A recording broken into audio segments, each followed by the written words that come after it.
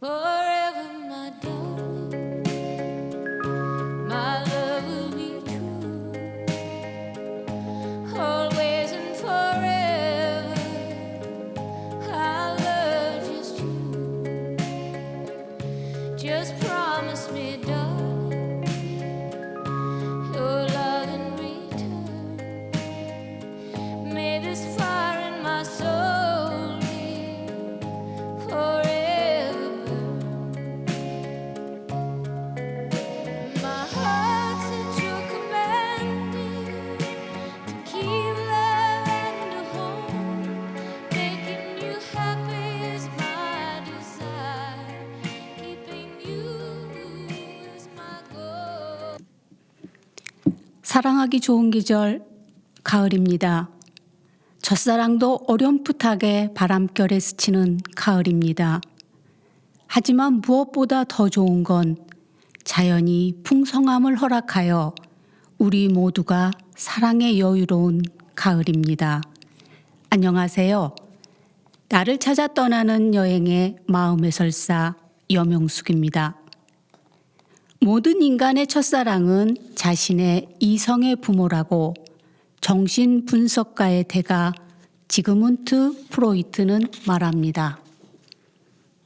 프로이트의 말대로라면 첫사랑은 태생적으로 원죄이며 죄의식이어서 입 밖으로 감히 사랑을 말할 수 없는 것입니다.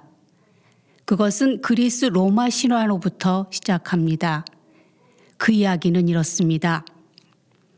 테베의 왕 라이오스는 당신의 아들이 당신을 죽이고 어미를 아내로 맞을 것이다 라는 신탁을 듣게 됩니다. 그래서 신하에게 갓 태어난 아이를 죽이라 명령을 내리지만 차마 죽일 수 없어서 산에 버립니다.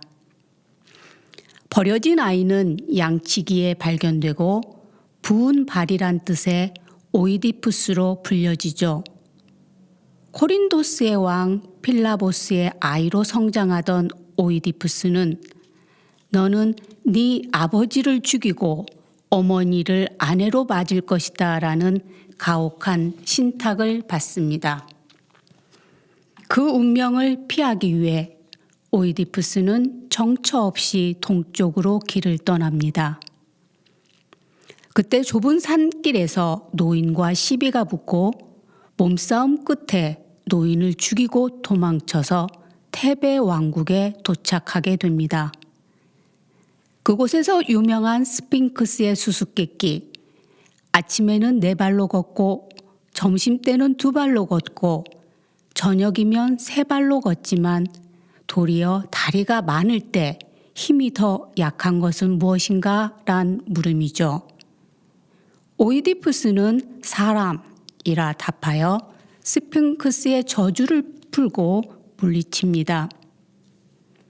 그렇게 테베 왕국을 구한 오이디푸스는 왕이 되었고 왕비를 아내로 맞이하죠.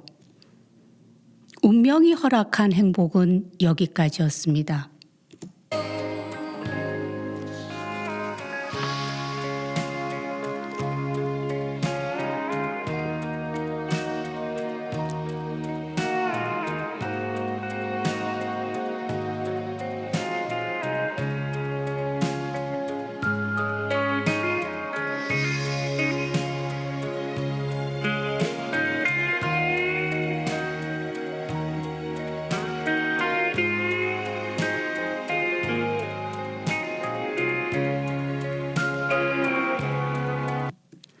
(15년이란) 세월이 흐르고 테베의 어둠의 그림자가 드리웁니다.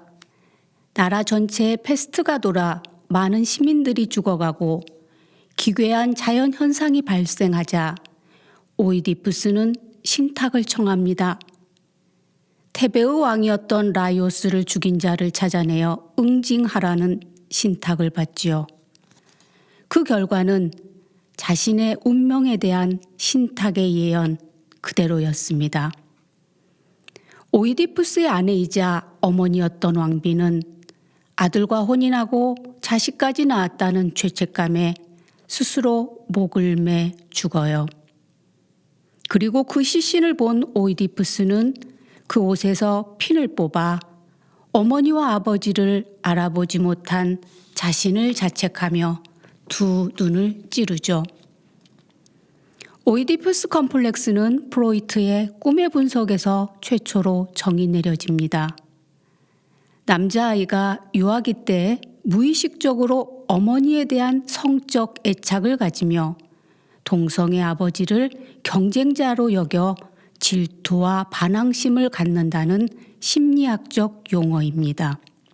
즉, 프로이트가 말하는 오이디푸스 컴플렉스란 남자아이는 어린 시절 자신의 어머니에게 이성적인 애정을 느낀다는 걸 말합니다. 그런데 아버지의 존재는 그 감정을 가질 수 없게 하기에 아버지를 미워하고 어머니에 대한 사랑을 쟁취하기 위해 경쟁 상대로 여기게 된다는 거죠. 남자아이는 처음엔 아버지를 적대시하고 미워하지만 자신보다 힘이 센 아버지의 존재는 실제로는 두려움의 대상이자 거대한 벽이라는 걸 인정하게 됩니다. 그래서 어머니에 대한 사랑을 포기하고 아버지와 동일시함으로써 남성으로 다시 태어납니다. 즉, 아버지를 경쟁자로 여기기엔 힘이 부족하다는 걸 인정하고 방향을 선회한 거죠. 아버지 같은 강한 남자가 되어야 어머니 같은 여자를 만날 수 있다고 생각하게 되는 겁니다. 이렇게 자신에게 맞닥뜨린 오이디푸스 컴플렉스를 스스로 해결하면서 성장해 갑니다. 오이디푸스 컴플렉스를 해결하는 데 사용하는 것을 방어기제라 합니다. 방어기제는 자아가 상처받지 않도록 스스로 방어벽을 쳐서 자신을 보호하는 거죠. 우리는 하루에도 수십 번의 보호벽을 세워요. 나를 보호하기 위한 감정의 여과지인 셈이죠.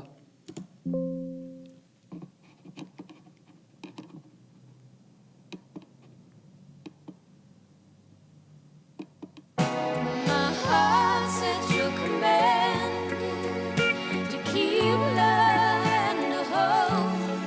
Making you happy is my desire. Keeping you is my goal. Love forever. The rest of my days, I'll never part from you and your loving ways. Just promise me, darling, your love in return. May this fire in my soul forever burn. 대표적인 방어기제는 합리화입니다. 이솝우와 여우와 심포도 이야기가 합리화의 좋은 예이죠. 여우는 저 포도는 실 거야. 떨어져서 먹어도 쉬어서 뱉어버렸을걸? 이라고 포도를 먹지 못한 자신의 상황을 스스로 정당화시키죠. 또 다른 방어기제는 동일시입니다. 크리스마스 때면 언제나 방영되었던 나홀로 집에 영화 혹시 보셨나요? 꼬마 주인공 케빈은 가족이 모두 크리스마스 여행을 떠난 집에서 아빠 엄마의 침실에 누워 잠을 자고 아침에 아빠의 스킨을 얼굴에 바르는 장면이 나옵니다. 아빠의 물건을 공유함으로써 자신과 아빠를 동일시하는 방어 기제입니다. 어렸을 때 발에도 받지 않는 아빠, 엄마의 구두를 신어본 기억이 한 번쯤 있을 겁니다. 부정과 억압도 매우 일반적으로 사용하는 방어 기제입니다. 너무나 충격적이어서 혹은 슬픈 일이 생기면 우리는 먼저 부정부터 합니다. 아니야, 아닐 거야 라고요. 바로 인정하기엔 내 마음이 준비되지 않았고 그래서 자아가 너무 아프기 때문이죠. 충치 치료를 받고 엄마와 마트에 간 아이가 좋아하는 과자 코너 앞을 지날 때 그 유혹을 참기 위해 시선을 회피하거나 눈을 감아버리는 게 억압이라는 방어기제입니다. 이처럼 우리는 하루에도 수십 번씩 자아를 스스로 치료하고 다독이며 살아가는 심리치료사입니다. 고통은 감내한 만큼 주어진다고 합니다. 그리고 고통의 대부분은 내 의지로 해결할 수 없는 것이거나 아직 오지 않은 것입니다. 자신의 정체성은 자기 주위에 무엇을 두기로 선택하느냐에 따라 크게 좌우됩니다. 주변에 무엇을 둘지는 선택입니다. 그것이 나의 선택임을 깨닫는 것은 더 나은 선택으로 향하는 첫걸음입니다. 인간은 본래 자신이 더 행복해지는 방향으로 살아가려는 습성이 있다고 해요. 어쩌면 방어기제를 사용하는 것도 조금 더 행복하기 위한 노력이자 선택인 거죠. 결정을 잘 못하는 사람들의 가장 큰 특징 중 하나가 실패에 대한 두려움이 크다는 거죠. 실패를 많이 한 사람과 안 해본 사람 중 실패에 대한 두려움은 안 해본 사람이 더 크다고 합니다.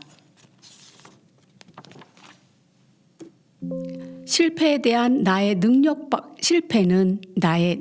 밖의 일이라고 생각하세요. 그리고 방어기제를 써보세요.